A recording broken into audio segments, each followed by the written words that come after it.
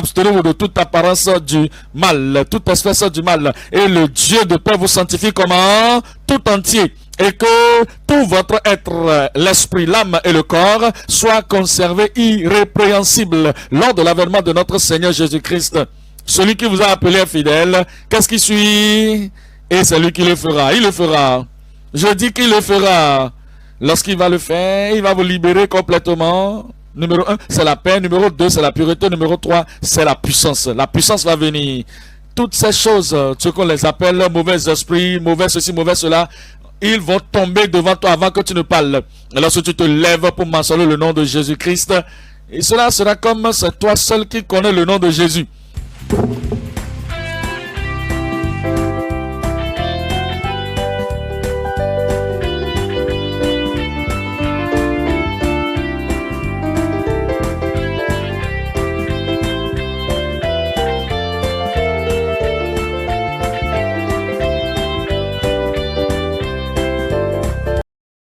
1 Pierre 2, verset 11, il nous dit que, bien-aimés, je vous exhorte comme étrangers, voyageurs sur la terre, à vous abstenir des convoitises charnelles qui font la guerre à l'homme. Il y a une bataille. Et il y a beaucoup de personnes qui ne savent pas qu'ils sont dans une bataille parce que Satan ne voudrait pas qu'ils aillent au ciel. Satan veut vous arrêter et vous empêcher d'aller de l'avant. Il veut retarder, il veut complètement arrêter le voyage afin que vous ne parveniez pas au ciel. Et beaucoup de personnes ne comprennent pas ceci et que c'est une bataille interne qui est en train d'avoir lieu et que cet obstacle interne qui est à l'intérieur et cet personnage qui est en train de courir, Satan est en train de courir après votre âme. Vous êtes étranger, vous êtes pèlerin, vous négligez tout cela et vous vous attachez à d'autres choses et dit comment est-ce que cela peut être sage? Regardez, c'est pour cela, il dit, ayez au milieu des... Il dit maintenant que vous devez laisser de côté tout ce qui n'est pas bien. Alors, vous devez obtenir des convoitises charnelles et qui font la guerre à l'âme. Ayez au milieu des païens une bonne conduite afin de ne pas vous laisser calomnier comme si vous étiez des malfaiteurs. Alors, c'est pourquoi il dit, vous devez désirer d'être nourris dans le lait spirituel, désirer le lait spirituel qui peut vous nourrir. Et ainsi, tout ce que vous devez avoir, qui peut vous permettre d'aller de l'avant, de passer au travers toutes difficultés et d'avoir la foi. Parce que la foi vient de ce qu'on entend la parole de Dieu. Désirez le lait sincère de la parole de Dieu. La parole qui va vous purger, va vous purifier et vous rendre prêt pour la venue du Christ. Il dit qu'il va nous purifier et que c'est ainsi. Comment est-ce que l'homme peut se purifier et garder sa voix pure? C'est en prenant garde à tes paroles. Et il dit maintenant, dans le verset 3, que si vous avez goûté que le Seigneur est bon, le verset 2, désirez comme des enfants nouveau-nés, le lait spirituel est pur, afin que par lui vous croissiez pour le salut. Alors, vous devez savoir que la grâce qui vous a sanctifié, lavé et sauvé, et cette grâce qui va vous contenir et vous maintenir pour aller de l'avant. La grâce nous a sanctifié. La grâce est ce qui nous a rempli de l'Esprit de Dieu. C'est une promesse qui est pour vous. Et la promesse a été donnée par Dieu. Et lorsqu'il accomplit cette promesse, nous allons recevoir encore de sa part. Il dit, et verset 5, et vous-même comme des pierres vivantes. Parce que vous savez, nous sommes venus à la vie. Et sans venir à la vie, nous devons savoir que une personne morte ne peut pas bouger. Un bois qui est mort ne peut pas produire. Alors, si vous n'êtes pas dans la voie, vous ne pouvez pas dire que vous êtes un pèlerin. C'est lorsque vous désirez, vous voyez que vous êtes dans le péché, vous découvrez que vous ne pouvez pas continuer avec le péché. Vous êtes avec l'homme ancien, vous ne pouvez pas continuer avec l'homme ancien. Et maintenant, l'état mort de ce monde est en vous. Venez à Jésus et vous dites, Seigneur, je confesse, à moi-même je suis mort. Et c'est seulement en Christ le ressuscité que je vais vivre. Je me tiens à lui, je m'attale à lui, je vais le recevoir, je reçois sa vie éternelle.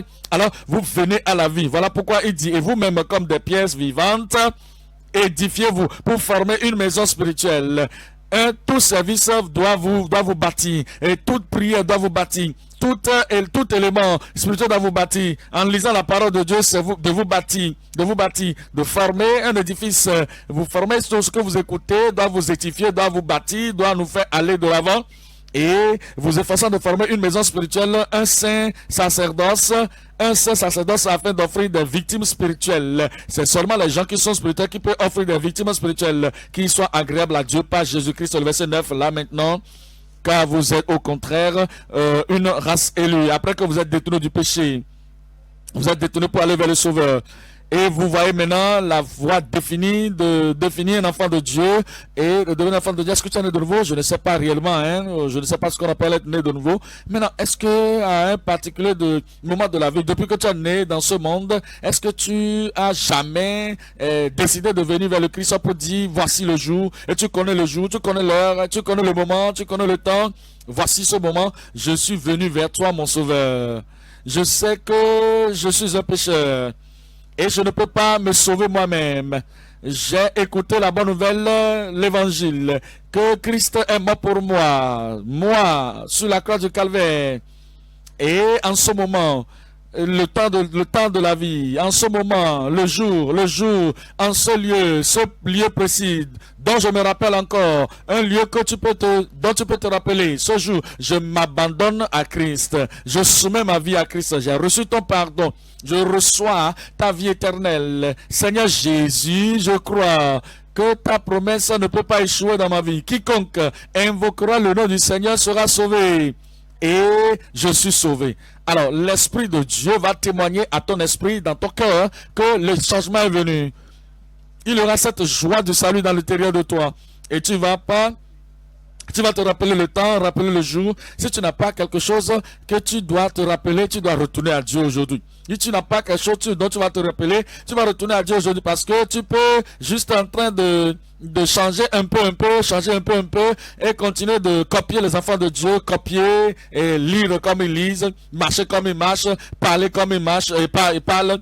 Et lorsqu'ils déposent leur main, tu fais la même chose. Ça, c'est la nouvelle naissance de copie-coller. Alors ça, ce n'est pas ce que Dieu dit. Alors ce qu'il veut dire, c'est quoi? Lorsque tu es maintenant avec le Seigneur, tu dois avoir une évidence. Celui qui est en Christ, il est une nouvelle créature. Les choses anciennes sont passées et voici toutes choses sont devenues nouvelles.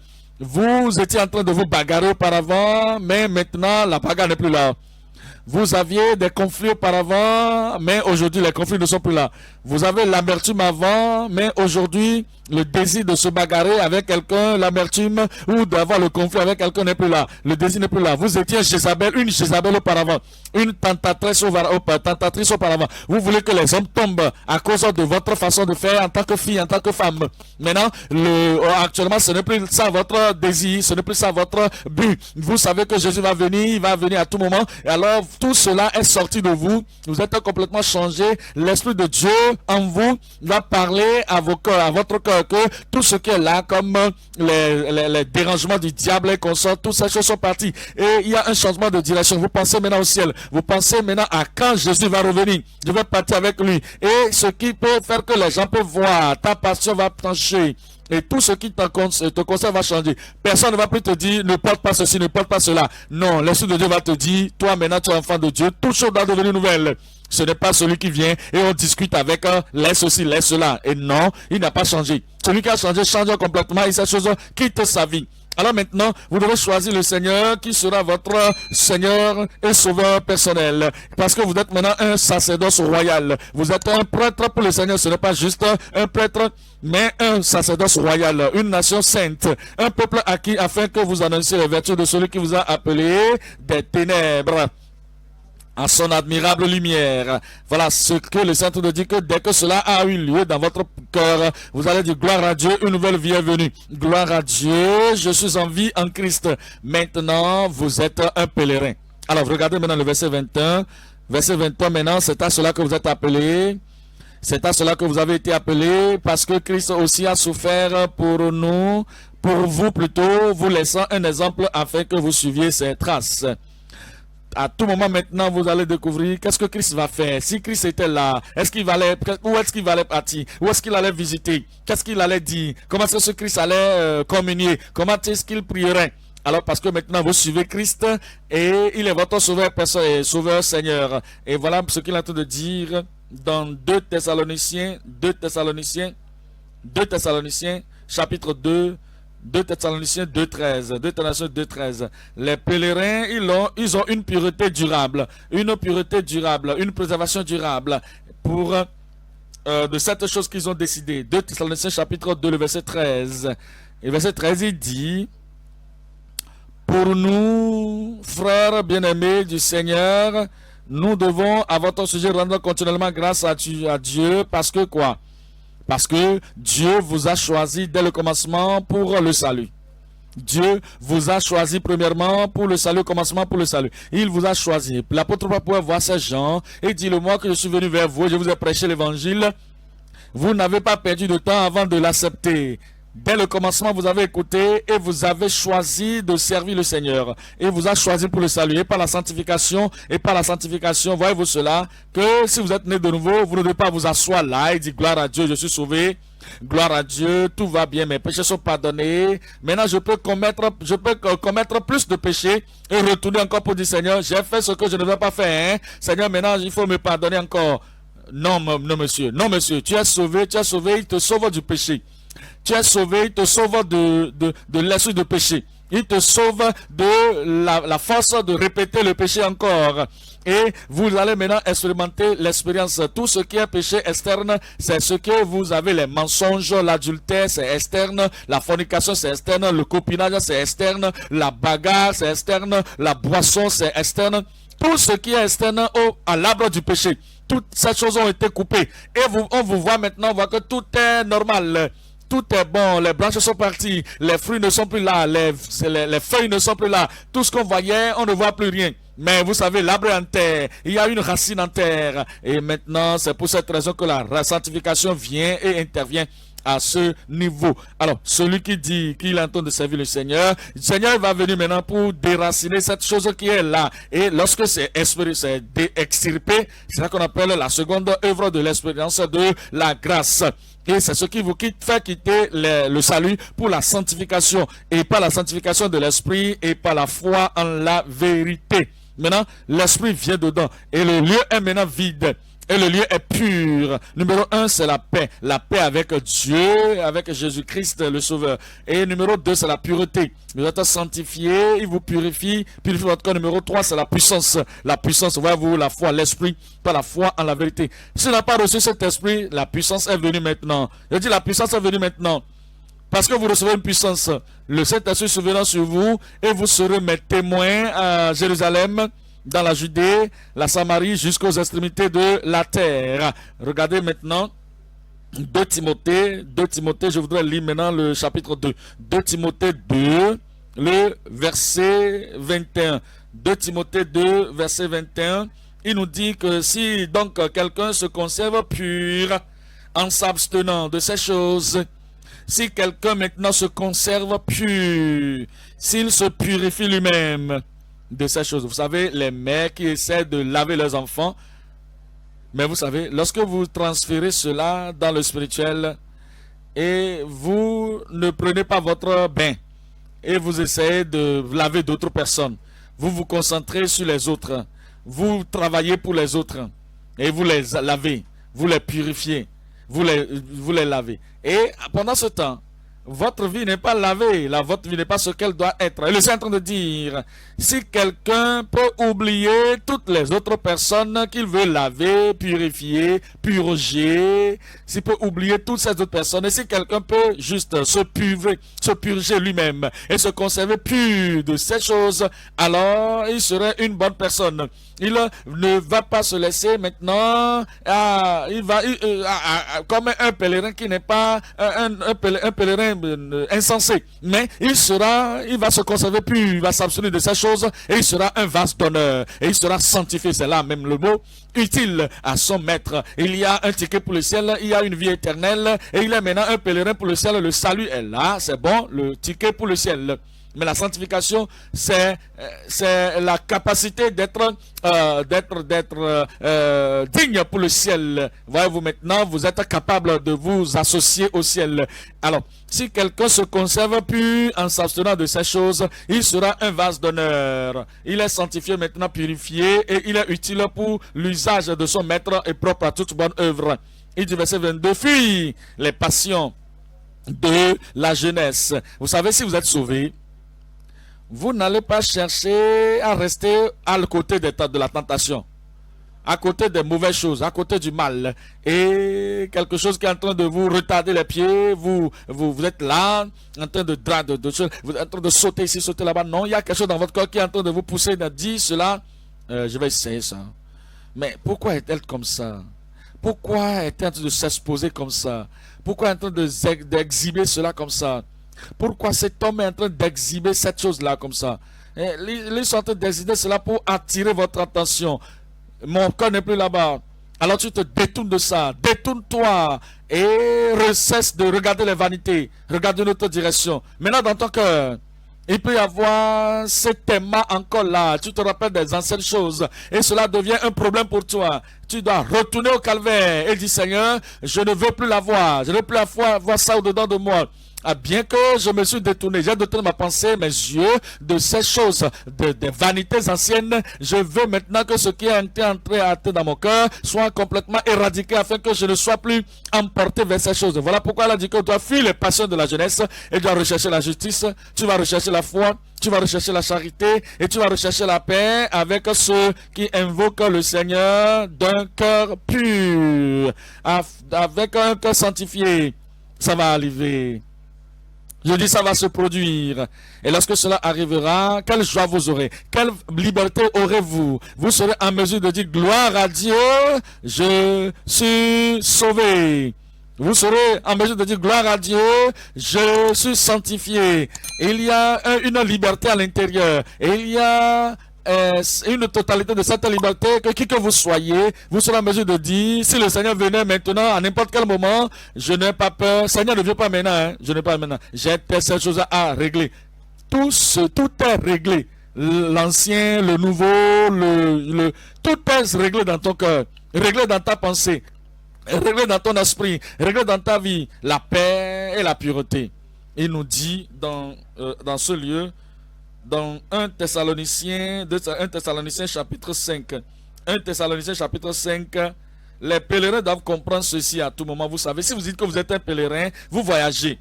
Et vous devez connaître le chemin que vous devez apprendre, vous devez entreprendre, vous devez comprendre la voie de la condamnation dans votre pensée. Vous avez la voie du péché, la voie des péchés mignons dans votre vie. Vous ne pouvez pas courir correctement, vous ne pouvez pas aller de l'avant. C'est lorsque vous dites de sanctifier, il y a la paix, il y a la pureté, et vous êtes un pèlerin. Alors vous serez en mesure d'aller de l'avant. Vous allez de l'avant. Et dans 1 Thessaloniciens chapitre 5, le verset 22, abstenez-vous de toute apparence du mal. Vous savez, personne ne va vous expliquer ça. Si vous êtes un vrai enfant de Dieu, un vrai pèlerin, vous savez que toutes ces choses qui sont mal, qui sont mauvaises, doivent vous empêcher d'aller au ciel. Dès que vous écoutez cela, dans votre pensée, vous êtes reçu avec Christ. Et voilà pourquoi vous devez désirer les choses qui sont au ciel. Et puisque vous désirez les choses qui sont au ciel, toutes autres choses qui est mauvaise, toute autre chose qui est mauvaise, toute autre chose qui va vous empêcher d'aller dans ce lieu de gloire, vous allez dire non, ça ne va pas arriver. Et même si c'est une apparence du mal, ce qui ressemble à un mal, vous n'êtes pas sûr que c'est du mal. Vous n'êtes pas sûr que c'est quelque chose qui peut vous arrêter. Et vous, ça sent comme le poison. Ça sent comme quelque chose qui n'est pas bonne. Ça sent comme quelque chose qui n'est pas mangeable. Seulement l'odeur, seulement l'apparence. Vous devez fuir. Abstenez-vous de toute apparence du mal, toute espèce du mal. Et le Dieu de paix vous sanctifie comment? Tout entier. Et que tout votre être, l'esprit, l'âme et le corps soient conservés irrépréhensibles lors de l'avènement de notre Seigneur Jésus-Christ. Celui qui vous a appelé fidèle, qu'est-ce qui suit? Et c'est lui qui le fera. Il le fera. Je dis qu'il le fera. Lorsqu'il va le faire, il va vous libérer complètement. Numéro 1, c'est la paix. Numéro 2, c'est la pureté. Numéro 3, c'est la puissance. La puissance va venir. Toutes ces choses, ce qu'on les appelle mauvais esprits, mauvais ceci, mauvais cela, ils vont tomber devant toi avant que tu ne parles. Et lorsque tu te lèves pour mentionner le nom de Jésus-Christ, et cela sera comme c'est toi seul qui connais le nom de Jésus. Ils appellent le nom de Jésus, mais ils n'ont pas cette chose qui leur arrive parce qu'ils sont morts dans leur péché. Ils sont morts. Celui qui est mort, il ne peut pas, parce qu'ils ont la condamnation dans leur cœur, la culpabilité dans leur cœur. Lorsqu'ils vont dire Jésus, cela ne quitte même pas leur bouche pour aller quelque part. Vous êtes sauvés, vous êtes sanctifiés, vous êtes baptisés dans le Saint-Esprit, et la puissance de Dieu est là. Dès que vous mentionnez Jésus, hey, vous allez voir, il va dire Jésus, je le connais. Hey, Paul, je le connais. Et toi, je te connais aussi. Alors, je vais partir, te laisser tranquille. Ils vont partir. La maladie va partir. Les mauvais esprits vont fuir. Et toutes ces puissances des ténèbres vont fuir devant vous au nom de Jésus. Vous savez, si vous avez cette puissance dont je parle, je vais vous lire cela, encore cela. Je vais vous lire cela. Si vous avez cette puissance dont je parle, s'ils vous rencontrent dans le jour, vous allez les battre. S'ils vous rencontrent dans la nuit, vous allez ils attendent que vous dormiez. Et vous allez dire, je suis endormi, mais mon cœur est en vie. Si vous dormez et vous êtes battu dans l'esprit, l'esprit de Dieu en vous ne dort jamais. Et les anges autour de vous vous surveillent, ne dorment pas. Et même si vous êtes en train de dormir et que ces gens viennent pour essayer de vous oppresser, lorsqu'ils vont envoyer leurs mains, ce sera le feu qui va les avaler, le feu qui va les brûler. Et vous allez dire, regarde-moi ça. Dans Matthieu chapitre 3. Matthieu chapitre 3, le verset 11. Matthieu chapitre 3. Le verset 11, Matthieu 3, verset 11, il dit, moi je vous baptise d'eau pour vous amener à la repentance, mais celui qui vient après moi est plus puissant que moi. Et je ne suis pas digne de porter sa soulier. Lui, il vous baptisera du Saint-Esprit et de feu. Saint-Esprit de feu, Saint-Esprit de feu, du Saint-Esprit de feu. Et lorsque ce feu descend sur vous, ça va brûler tout ce qui est paille de votre vie. Ça va brûler toute maladie loin de votre vie. Et ça va brûler toute infirmité loin de votre vie. Et ça va brûler toutes ces choses qui ne vous donnaient pas. Je ne veux pas ceci, je ne veux pas ceci. L'Esprit de Dieu va venir, le feu va venir consumer toutes ces choses loin de vous au nom de Jésus. Vous savez, il y a des gens qui disent, pasteur, je suis sauvé, donne-moi l'histoire, je suis sanctifié, je dis continue de parler, il va dire que je suis baptisé dans l'esprit. Et alors, je dis maintenant, qu'est-ce que tu as pu faire maintenant? Il dit, pasteur, tu sais, je veux que tu pries pour moi. Je dis, mais tu es baptisé dans l'esprit, non? Oui, je suis baptisé, mais il y a des choses qui coulent dans mon corps, c'est ce qui est en train de retenir mon cerveau, retenir mes intestins, quelque chose de me retenir la pression artérielle, je ne sais pas ce que je vais faire, et quelque chose en train de me dire que j'ai le diabète. Je dis maintenant, où est le feu dont tu parles maintenant? Le feu va brûler aujourd'hui. Et toutes ces choses, vous savez, beaucoup de personnes ne comprennent pas qu'en ce moment de la vie chrétienne, et on dit, comment tu as dit que tu es un pèlerin? Non, tu es le pèlerin. Et quelle est la puissance que tu as? Le feu est venu maintenant. Je dis la puissance, le feu, la puissance, lorsque ça va descendre, voyez-vous le verset 12, il dit qu'il a son vent à la main, il en nettoiera son air, et il amassera son blé dans le grenier, mais il brûlera la paille dans un feu qui ne s'éteint point. Le feu va consumer continuellement à l'intérieur de votre âme. Et vous savez, quelqu'un dit, je suis baptisé dans le Saint-Esprit, nous allons prier maintenant. Il dit au nom de Jésus. Lorsque vous le regardez, l'homme, il dit que je suis baptisé dans l'esprit, mais il est en train de somnoler dans sa prière. Il ne peut pas prier, il est baptisé dans l'esprit. Un homme qui est baptisé dans le Saint-Esprit, qui ne peut pas faire sa dévotion matinale. Si vous le rencontrez, il a dit qu'au nom de Jésus, je suis sauvé. Je dis merci, je suis sanctifié. Merci Jésus, je suis baptisé dans le Saint-Esprit. Et merci Seigneur. Il essaie de lire 10 versets des Écritures. Et pour la dévotion matinale, il lit une ligne 2 fois, 3 fois. Et il essaie de prier, voilà, il est en train de ronfler. Et la femme va venir pour le réveiller pour dire, non, mon frère, mon ami, qu'est-ce qui se passe? Tu es en train de prier, non? Est-ce que tu dis que tu es sauvé? Oui, monsieur, je suis sauvé. Sanctifié? Non, ne parle même plus. Baptisé? Attends-moi, je vais te montrer. 1900 comme ça, j'étais baptisé dans les esprits. Mais maintenant, pourquoi ne pas te retourner encore dans ta note aujourd'hui? Pourquoi ne pas revoir encore ta vieille voie? Que ces choses ne peut pas vous amener quelque part. Et je te dis la vérité, quelque chose est devenu sur ton chemin aujourd'hui qui va te faire transporter de l'eau de là-bas, qui va te faire pousser l'avant. Et toutes ces choses qui sont dans ton cœur, le feu va descendre pour les consumer. Parce qu'aujourd'hui, nous allons prier. Si vous êtes prêts à prier, levez la main. Vous êtes prêts à prier? Alors, après la prière, ne retournez pas, parce qu'aujourd'hui, la puissance, le générateur de puissance va descendre dans votre vie. Le bulldozer de la puissance va rentrer dans votre vie. Parce que vous allez voir, après la prédication, vous priez pour vous-même et vous allez voir, par la grâce de Dieu, je ne vais pas seulement vous arrêter, non, vous allez voir que la puissance de Dieu va vous attraper aujourd'hui. Et alors, nous allons prier et quelque chose de grand va vous arriver. Voici le pèlerinage, vous allez réussir ça. Rien ne va écouter votre vie.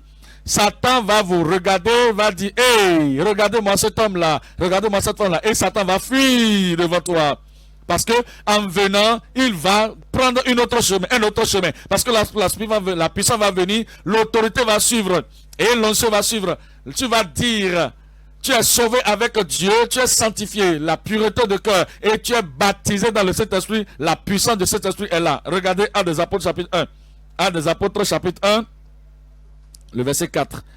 Acte 1, verset 4. Il dit que comme il se trouvait avec eux, il leur recommanda de ne pas s'éloigner de Jérusalem, mais d'attendre ce que le Père avait promis. Regardez, d'attendre. Il y a beaucoup de personnes qui sont en train de courir. Ils sont trop pressés. Et je demande pourquoi ils sont-ils pressés. Mais il dit, attendez la promesse du Père. La promesse du Père, attendez la promesse du Père. De ce qu'il avait annoncé, dit-il. Et il dit que car Jean a baptisé d'eau, mais vous, dites-moi ce qui suit, dans peu de jours, vous serez baptisés du Saint-Esprit. Et le verset 8, il dit, mais vous recevrez puissance. Le Saint-Esprit se verra sur vous. Et il va venir. Le Saint-Esprit se verra sur vous. Il va venir sur vous. Et vous serez mes témoins à Jérusalem, dans toute la Judée, dans la Samarie et jusqu'aux extrémités de la terre. Cela va arriver. Nous considérons maintenant 1 Jean 3, verset 1. 1 Jean 3, 1. Voyez quel amour le Père nous a témoigné pour que nous soyons appelés enfants de Dieu. Et nous le sommes. Et si le monde ne nous connaît pas, c'est parce qu'il ne l'a pas connu. Bien-aimés, nous sommes maintenant enfants de Dieu. Et ce que nous serons n'a pas encore été manifesté. Mais nous savons que lorsque cela sera manifesté, nous serons semblables à lui parce que nous le verrons tel qu'il est. Quiconque a cette assurance en lui, quiconque qui espère, Dieu va venir. Est-ce que quelqu'un est là espérant la venue du Seigneur? Voyez-vous cela? Quiconque a cette assurance en lui se purifie. Comment est-ce que vous allez aller au ciel sans la purification? C'est impossible. Comment est-ce que vous irez au ciel sans la sanctification? Rencontrer le Seigneur lorsqu'il va revenir sans le cœur pur. C'est impossible. Quiconque a en lui cette assurance doit se conserver pur, se purifier comme lui-même est pur. Verset 4. Quiconque pêche transgresse la loi. Et le péché est la transgression de la loi. Oh, vous le savez, vous, que Jésus a apparu pour ôter les péchés. Et il n'y a pas en lui le péché. Quiconque, verset 6, demeure en lui ne pêche point. Vous dites, vous êtes sauvé, celui qui demeure en lui ne pêche point. Vous êtes sanctifié, quiconque demeure en lui ne pêche point. Et est-ce que vous êtes baptisé dans le Saint-Esprit? Oui, quiconque est baptisé dans lui, qui demeure en lui ne pêche point. Quiconque pêche ne l'a pas vu et ne l'a pas connu. Beaucoup de personnes sont en train de guetter ici, ils disent le salut. C'est le faux salut, ils ont. Ils continuent de mentir. Ils continuent de voler. Ils commettent l'adultère. Ils se bagarrent. Ils ne peuvent pas faire sans boire de l'alcool en secret. Ils ne peuvent pas faire sans fumer la cigarette, manger du tabac. Je suis sauvé. Quel sauvé tu es? Regardez-moi ça. Ils ne l'ont pas connu, ils ne le connaissent pas. Que personne ne vous séduise. Celui qui pratique la justice, il est juste, comme lui-même est juste. Celui qui pêche, il est du diable. Ne couvrez pas le péché. Hein. Ne dites pas, je suis un leader, je suis un dirigeant, je suis un ouvrier. Ah, ouvrier aussi, toi tu es là, tu es en train de parler. Ne dis pas, je suis là pour longtemps maintenant. Ah, vous savez, Akan était là pendant longtemps. Mais ce qu'il dit ici ce soir, celui qui commet le péché, il est du diable. Il n'y a pas de mots. Car le diable pêche, c'est le commencement. Et c'est pour cela que le Fils de l'homme a apparu, afin de détruire les œuvres du diable. Et voici le jour. Je dis, voici le jour. Si vous étiez affaibli par le diable et le Satan vous a attrapé dans le péché secret, le péché privé, cette œuvre du diable sera détruite aujourd'hui de votre vie. Quiconque est né de Dieu ne pratique pas le péché. Parce que la semence de Dieu demeure en lui. Et il ne peut pécher parce qu'il est né de Dieu. C'est par là que se font reconnaître les enfants de Dieu et les enfants du diable. Quiconque ne pratique pas la justice n'est pas de Dieu. Non plus que celui qui n'aime pas son frère. Voyez-vous que là c'est très clair que nous devons avoir la pureté pour une pureté durable aussi bien que la préservation. nous sommes nourris dans la parole et baptisés dans le Saint-Esprit, remplis dans le Saint-Esprit, baptisés dans le Saint-Esprit, et je suis sur le chemin pour le ciel. Je suis sur le chemin pour le ciel.